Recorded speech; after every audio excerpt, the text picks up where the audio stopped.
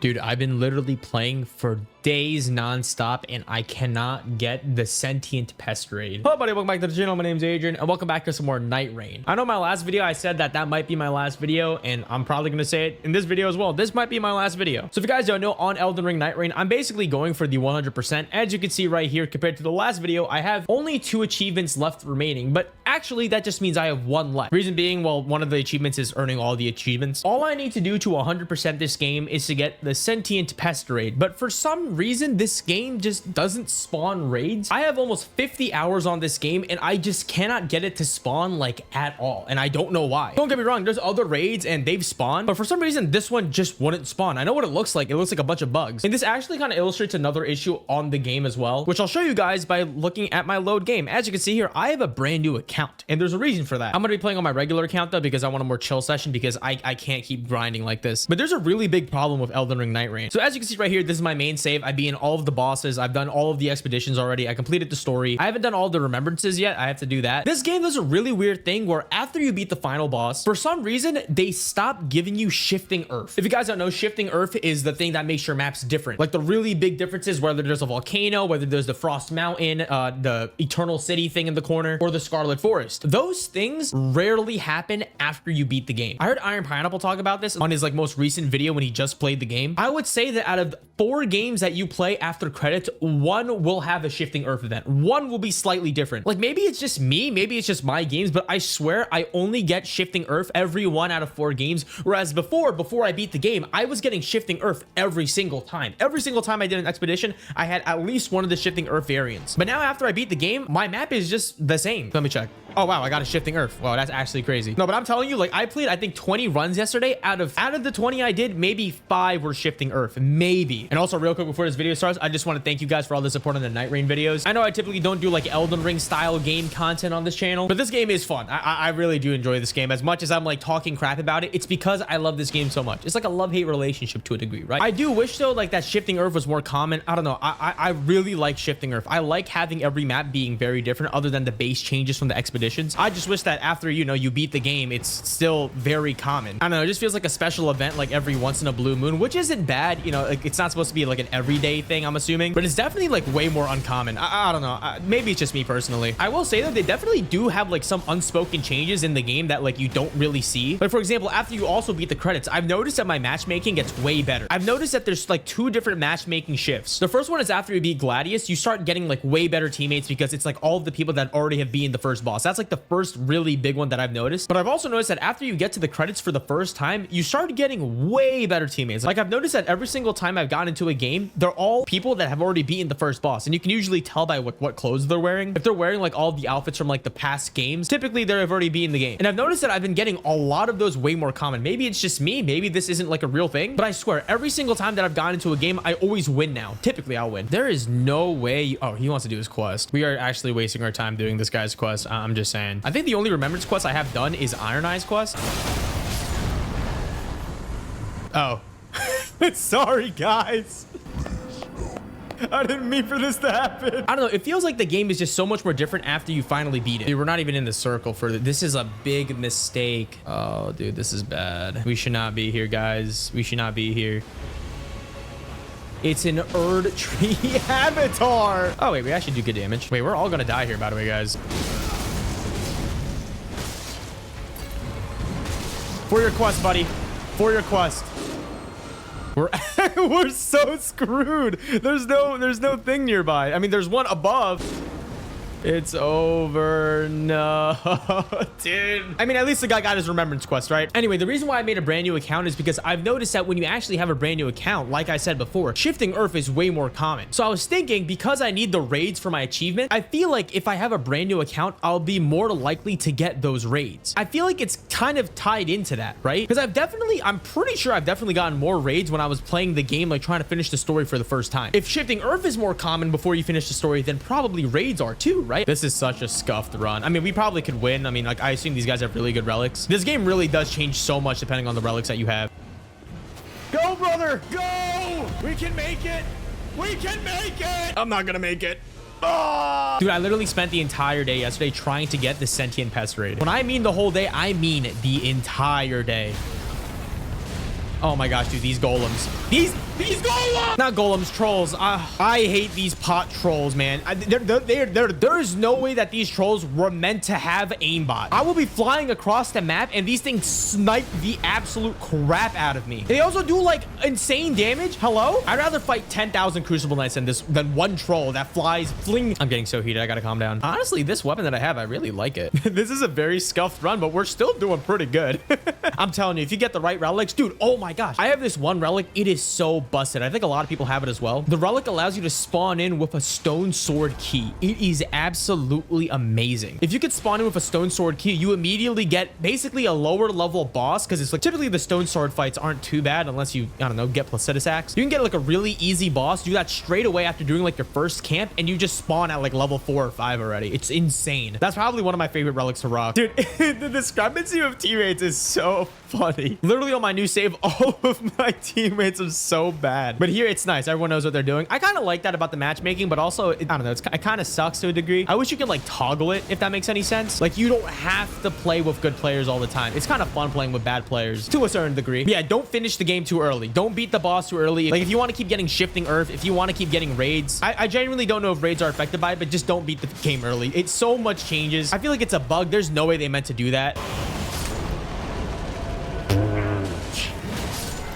Nice. Really?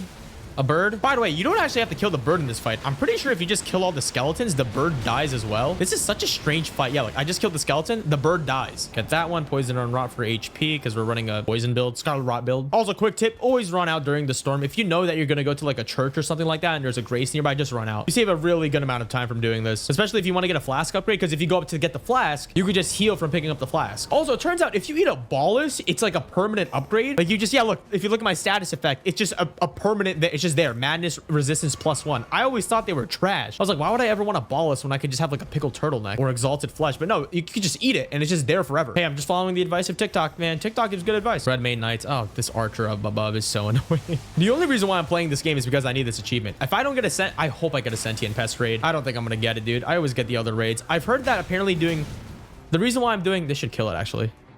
Yeah, nice. The reason why I'm doing the Equilibrius or the Libra raid is because I'm pretty sure this is where Sentient Pest reportedly spawns more. I don't know if that's true. I think out of all of my 50 runs, I've gotten 4 or 3 raids. All right, I think we should do Castle, guys. Oh, wait, maybe we should go to the mountaintop. This is such a weird run. I don't know what my teammates are thinking about. It is unacceptable that this game doesn't have crossplay. This is an online co-op roguelike, but you don't have crossplay. In 2025, that's insane. And also, you don't have voice chat? Like, I know we've been communicating with gestures and emotes for God knows how long on FromSoft games, but come on. I think out of all the shifting earth locations, I think the Scarlet Rot Forest is the best one. It gives you the best upgrade. Actually, let me think about it. So if you do the volcano one, if you go to the bottom of the volcanic crater, you get a free legendary weapon, but you have to kill the magma worm. If you go to the Frost Mountain, you get, is it a free revive? I know the city in the bottom left corner gives you a free revive, but the one in the Scarlet Forest, you can just kind of walk in and pick it up. I think every single one you have to kill a boss, except for the Frost Mountain, you don't have to. I'm kind of dying. The Frost Mountain, you don't really have to. You just kind of have to dodge the dragon to get the buff. But I think the Scarlet Forest one is way better than the Frost Mountain one. You basically get like Melania's rune. You can just heal while people are attacking. That's really awesome. I'm gonna go in the mines. Also in the Scarlet Forest area, you get like what, like 4 strong enemies? I don't know. I think the Scarlet Forest, if you get it, it is probably like a run winner. If you guys play your cards right, you can get the rune for free. You can then circle back and kill all of the like, what, 4 great enemies in that area. Fantastic. It's my favorite one. The volcano one, I actually like that kind of to a degree. You can't really backtrack in that. Like if you mess up and like the circle's closing in, it's kind of hard to get out. But I do prefer the volcano. I really like the volcano. The one that we have right here, the ice mountain, it's all right. I don't know. I don't really like how fighting I just hate fighting dragon enemies, especially because you actually have to get the buff for like no frost accumulation before you actually fight the dragon. I don't know. It feels weird. I do like that in Nakastello. I think that's what it's called. You basically get a Wending Grace for free. You get a free life. That's pretty good. Why are we going these routes? I'm so confused. This Executor is playing so funky. Maybe you know something that I don't. I do really want to play Sekiro after this. I think I'm gonna hold off on that though, because I have a lot of other series that I want to do. Like I really want to play Fossil Fighters Frontier when I have the chance. I just have so many games I have to play. I want to go back to Cobblemon. I want to play Subnautica Below Zero. I know Deltarune has a brand new thing too. I think it's like Deltarune Chapter 4 or something like that. I don't know anything about Deltarune, so I'm really excited to play that. Dude, I'm on TikTok and I keep seeing like character tier lists on NIGHTREIGN. Every tier list I see on like who's the best character and who's the worst character, they're all so different. You can tell who they main depending on what character they like. Ooh, another. Ooh. Axe of Godric. Is this the one where it's like... It is. Wait, why are we going this way? Why aren't we doing the dragons? Why aren't we going up the Frost Mountain? Why are we going backwards? We can literally kill the dragon, then go upstairs and fight. I don't know what this... Maybe this team has ulterior motives. I think the bosses that when I see them, I don't fight. 100% one of them, Black Blade Kindred. I hate Black Blade Kindred. Like every time I see Tree Sentinel, I'm like, okay, I could probably take him. I see like Red Wolf of Radagon, I smile a little bit. But then I see things like Magma Worm, Black Blade Kindred. Dude, I see the Bell-Bearing Hunter, I run away. That thing is crazy. The amount of times that thing has like sideswiped me, ooh. Damn. Malekith's Black Blade? Do I want to use this or do I want to use Godric's weapon? Ooh, I kind of want to use Malekith's weapon. I've never used... Here's the thing. My favorite thing about NIGHTREIGN, I love the fact that you could try out so many weapons, because in the original Elden Ring, you know, you only can use a weapon if your build allows it and if you have the stats. But in here, that doesn't matter. Dude, give Revenant a greatsword. So what does this weapon do?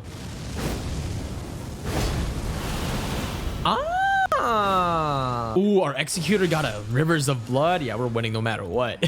This attack reduces enemies' max HP and continues to wear down HP over time. Okay. Deathright Bird. Okay, I also hate Deathright Bird. Dang, this drains my FP fast. You guys are crazy with it.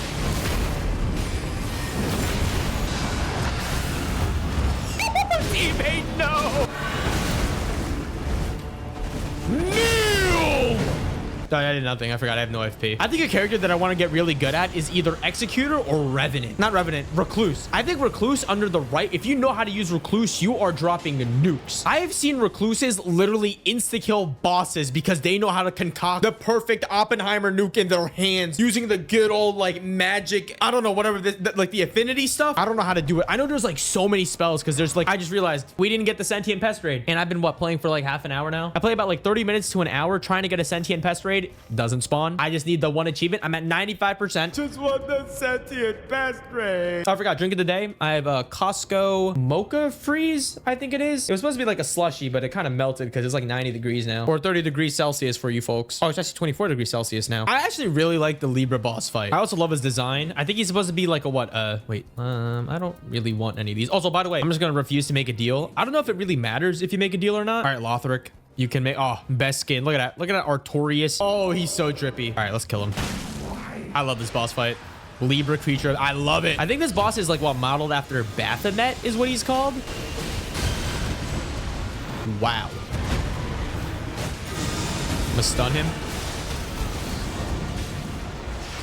Do this attack.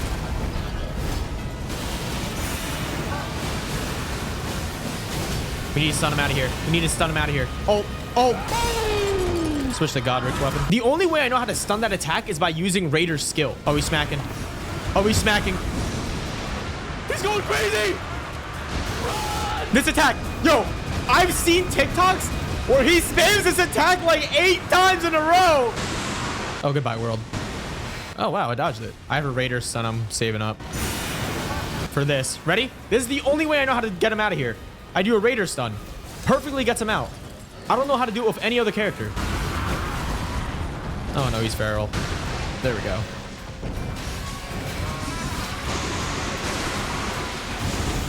I swear I clicked circle.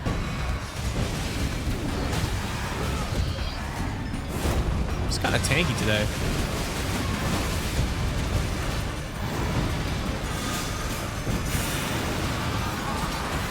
Wait, crap. I don't have a Raider build up. Come on, guys.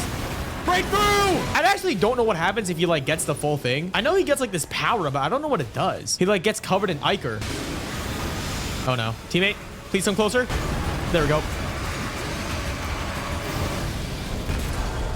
Nice, teammate. Nice! Good job, guys. Good job. But I did it for the Sentient Pest Raid. I didn't get the Sentient Pest. How many more times? I'm gonna be here forever.